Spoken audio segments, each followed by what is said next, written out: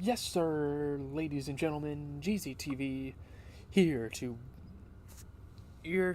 open up a series that is very lengthy and will take me probably the rest of the year to watch. Probably, if I'm being honest. We got Better Call Saul, one of the most trusty lawyers of all time, right, in TV history. I've never been introduced. Well, I'm just now getting introduced because of the Breaking Bad franchise to a lawyer TV show. I think it's really interesting. Judge Judy, People's Court, whatever judge, Judge X. I don't know. That doesn't really count. That's a reality show. But we're gonna be talking about the plot, what people kind of thought of the episode, and yeah, we'll go from there. Um, so yeah, the opening. There's kind of a separate story. The opening and the main story. We kind of go off in this like post or pre-credit thing that Vince Gilligan has been famous for, and he actually created this show. So I saw that in the credits. I'm like, man, oh man, this is going to be great. So in Omaha, Nebraska, a balding, mustached Saul Goodman, now called Gene Takovich, is working in a Cinnabon bakery in a shopping mall. In his apartment that night, he tearfully watches a VHS tape of his old television advertisements. So it's kind of like a foreshadowing, kind of like what they did to Walter White at the beginning of season 5. Yeah, I'm done with Breaking Bad.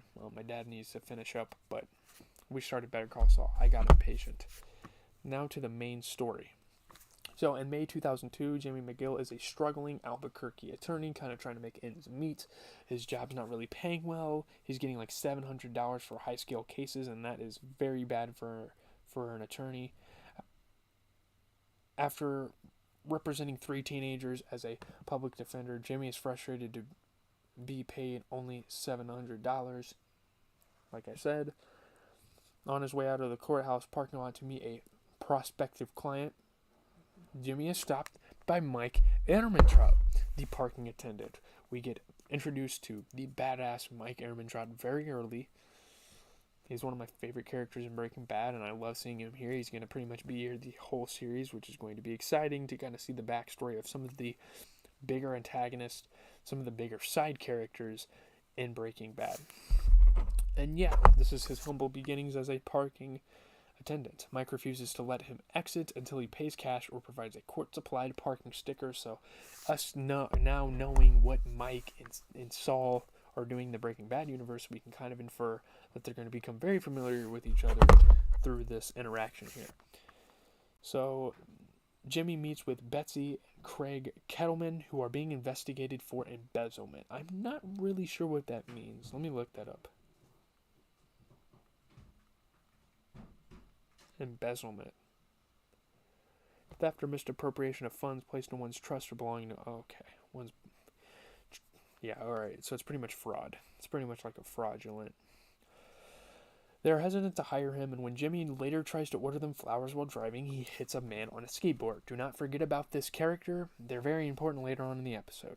The skateboarder's twin brother videotapes the incident and threatens to call police unless Jimmy pays them. So, recognizing their ruse, Jimmy refuses. He knows he's kind of using them for money. They did this on purpose. But he likes the idea of being a corrupt attorney. A cheater almost, but for now, he's not giving them money. Afterward, he returns to his office, the boiler room of a Vietnamese beauty salon, where he finds a check from Hamlin, and McGill. HHM, a law firm. His law firm. Pretty much.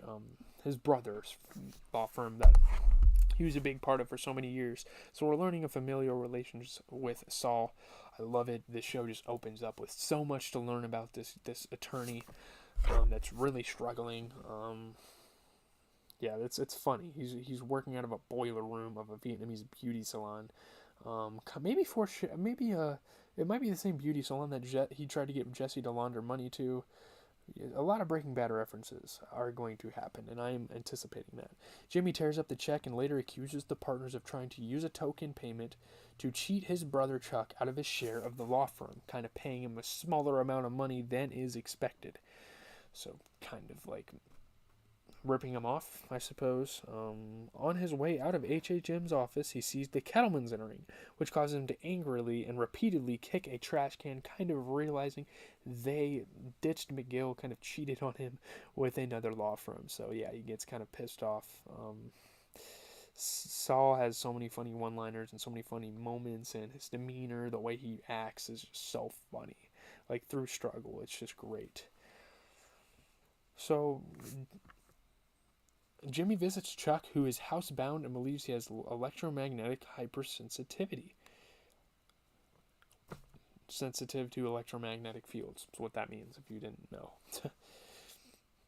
He has no working lights or appliances and works by lantern on a manual typewriter. It's kind of a screwed up situation because he was a very notable lawyer in the law firm, I have to assume. Excuse me. Chuck refuses to accept a buyout from HHM and also suggests that Jimmy stop using the McGill name for his law practice. So he needs a different name for law practice, I think. I don't know.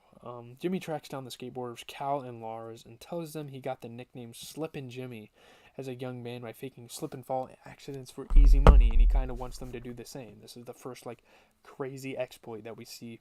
I'm gonna call him Saul. He's obviously Jimmy McGill right now. Saul Goodman goes after here. The last name Goodman was literally just too good to be true. I should have known that was like an alias for him. Let's see.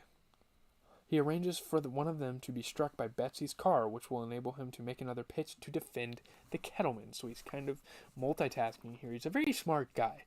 He's very corrupt in what he does, but at the end of the day, Saul's a very smart guy.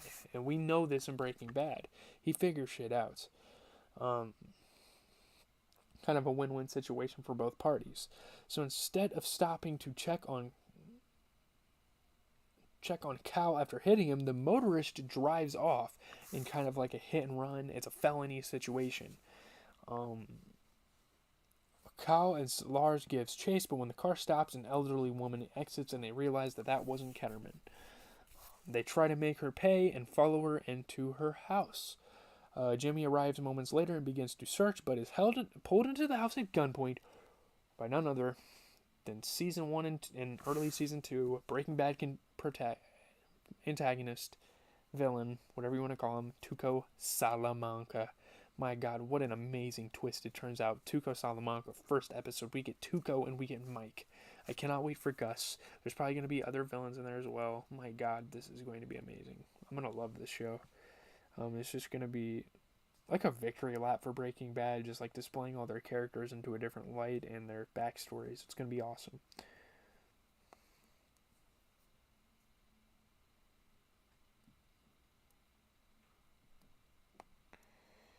A 100% on Rotten Tomatoes, 8.7 out of 10. The premiere will be familiar territory, but Bob Odenkirk's turn as Jimmy McGill establishes Better Call Saul as a worthy character study in its own right. It isn't just a spin-off of a popular TV show. So far, it's a terrific TV show on its own merits. It covers familiar ground, but it still manages to be its own unique snowflake. Interesting way of looking at that. It's a B+ on the Washington Post. This series is right in line with the tone and style of the original, now classic series, and it raises more questions in 2 hours than it will readily answer. Esquire said the first few episodes were better than Breaking Bad. I'm probably not going to agree with that. Not a lot of TV can beat Breaking Bad. I think it's just peak television in my opinion. I don't know, maybe. The initial episodes are everything you could possibly want from a spin-off television series. 8.7 out of 10 on IGN. Can Saul compete with Walter White? No, but he doesn't have to. Better Call Saul poses one simple but fascinating question. What happened to Jimmy McGill that forced him to transform himself into the ruthless, hardened, yet entirely entertaining criminal lawyer, Saul Goodman, the man that we came to know and love on Breaking Bad? I look forward to watching that story unfold. The premiere episode moves along at a brisk clip with moody cinematography that, like Breaking Bad, somehow makes the bright New Mexico sunlight set against a brilliant azure sky seem like stormy foreboding lifted by Odenkirk's confident performance and Jimmy's snappy dialogue. I'm also interested to see how, if a new show carries its premiere momentum forward, especially with a show like Better Call Saul, which was hyped so relentlessly by AMC that you began to wonder. Face it, when AMC announced it had ordered a prequel to Breaking Bad, odds are many of us saw it as a callow move by a network bereft of new ideas to milk an old one for all it was worth. Well, we were right, but what we failed to factor in were the gifts star Bob Odenkirk and creators Vince Gilligan and Peter Gould could bring to Better Call Saul, and their ability to transform what looked to be a sow's ear into something pretty much approaching a silk purse. The beauty of Saul was his unflappable nature. No matter how dire or dreadful the circumstances, he was able to identify the next logical step and take it. Jimmy McGill doesn't know how to do that yet. Better Call Saul will show us how he learned. And that's going to be a great character development. But anyways, I have nothing to say. I kind of want to just relax for a little bit. That is going to do it for the pilot review for Better Call Saul. I cannot wait to watch this series and watch it unfold. We have a big journey ahead of us, and the show is still going.